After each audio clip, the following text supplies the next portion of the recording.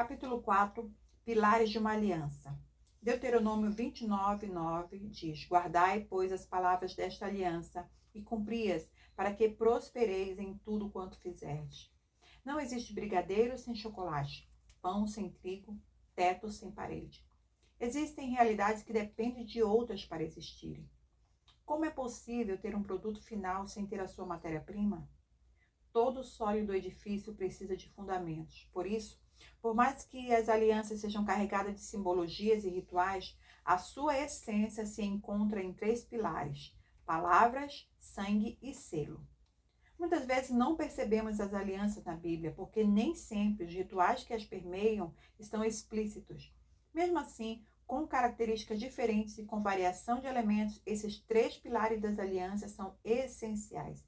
E é por isso que, ao estudarmos as alianças bíblicas, em especial as alianças de Deus com o ser humano, precisamos identificar esses 3 pilares. Subtópico: palavras.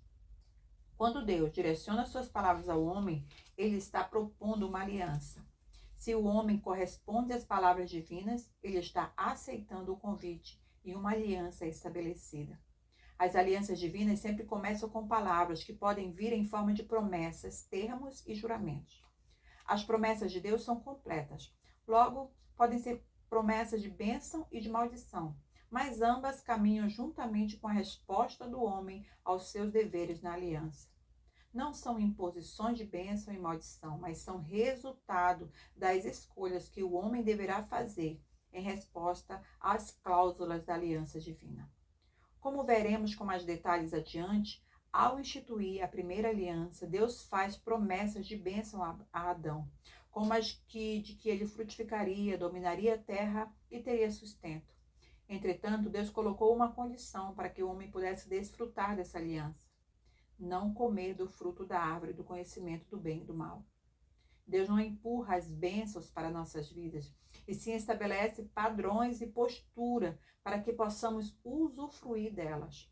Logo, a maldição, por exemplo, não é algo que vem dele, mas da desobediência do homem à sua aliança. Deus disse para Adão não comer do fruto daquela árvore, pois se o fizesse, morreria. A morte não era a vontade de Deus para o homem, era apenas o resultado da quebra da aliança que Deus havia feito com Adão, logo, o cumprimento de suas promessas. Isso nos leva a perceber que as palavras carregam o significado dos termos da aliança, dos limites estabelecidos nela e por ela. Sabemos que todo relacionamento sem limites está destinado a ruir. Repare que normalmente não estamos dispostos a aceitar o que vem das pessoas. Temos a tendência de filtrar a maneira como elas devem se dirigir a nós e se relacionar conosco. Não ser grosso, acreditar no que se fala, não agredir com palavras ou atitudes, são alguns dos limites que preservam e estabelecem a saúde e a qualidade de um relacionamento. Se alguém não respeita esses termos, quebrará a aliança que estabeleceu. Com Deus, acreditar e obedecer são premissas fundamentais para que permaneçamos firmes na aliança com Ele. Dentro das palavras da aliança pode haver também um juramento. A lei de Moisés declara: quando um homem fizer voto ao Senhor ou fizer juramento, ligando a sua alma com obrigação, não violará a sua palavra. Segundo tudo que saiu da sua boca, fará. O juramento liga o coração à obrigação. Tudo que é proferido em juramento ganha um peso tal que a ação correspondente deverá obrigatoriamente ser realizada. A razão de as pessoas jurarem é porque as palavras de um homem nem sempre são dignas de fé. Assim, para tirar qualquer resquício de incerteza acerca das promessas que foram feitas, se faz um juramento. Isso porque o que foi jurado não pode estar sujeito a cancelamento. A promessa se torna assim irrevogável. O autor da Epístola aos Hebreus afirma: porque quando Deus fez a promessa a Abraão, como não tinha outro maior por quem jurasse, jurou por si mesmo, dizendo: certamente, abençoando te abençoarei, e multiplicando te multiplicarei. E assim, esperando com paciência, alcançou a promessa. Porque os homens certamente juram por alguém superior a eles, e o juramento para a confirmação é, para eles, o fim de toda contenda. Por isso, querendo Deus mostrar mais abundantemente a imutabilidade do seu conselho aos herdeiros da promessa, se interpôs com juramento, para que por duas coisas imutáveis, nas quais é impossível que Deus minta, tenhamos a firme consolação, nós, os que pomos o nosso refúgio em reter a esperança proposta. Perceba que nesses versículos, Deus não apenas fez a promessa, mas também jurou por si mesmo que cumpriria o que havia falado. Deus não precisava fazer juramento algum, ele é Deus, e sua palavra por si só já é suficiente. Porém, para aniquilar qualquer sombra de dúvida no coração e na mente do homem com quem ele está em aliança, Deus pronunciou um juramento.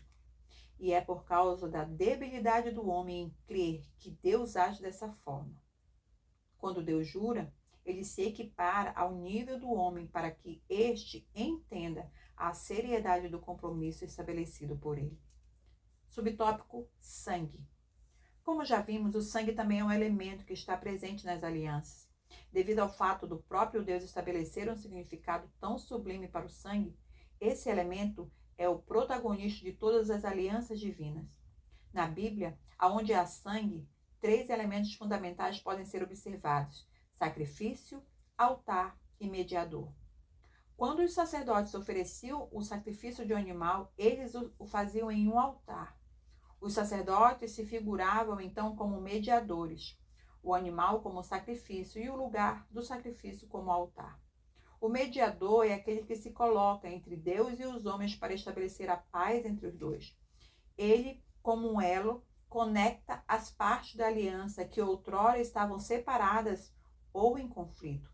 O mediador deveria derramar o sangue do sacrifício para estabelecer a aliança, e o sangue derramado no altar era a conexão que o sacerdote mediava para que o homem e Deus pudessem estar em aliança, ligados um ao outro.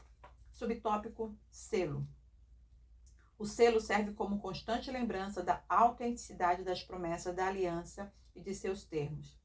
Ele ajuda a lembrar que as duas partes estão unidas e que irão cumprir as suas obrigações.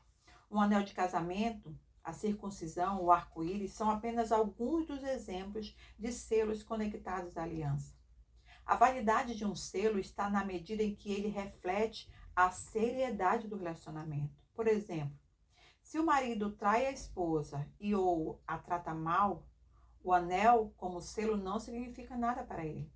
Um crente mostrando a carteirinha de membro de uma igreja, porém vivendo como ímpio, é como um marido que trai a esposa, mas mostra o seu anel como se ele significasse alguma coisa. O problema da nossa geração é que fizemos dos selos amuletos, coisas que usamos para nos ajudar, mas com as quais não temos envolvimento de vida. Sinal da cruz, crucifixo, santa ceia, batismo, carteira de membro, por exemplo, se tornam pés de coelho para nos dar sorte e não um sinal de uma entrega de vida. Entretanto, apesar da falta de compromisso do homem com os selos que firma, Deus, ao estabelecer selos em suas alianças, tem o propósito de fazer o homem lembrar da seriedade, nobreza e beleza da aliança.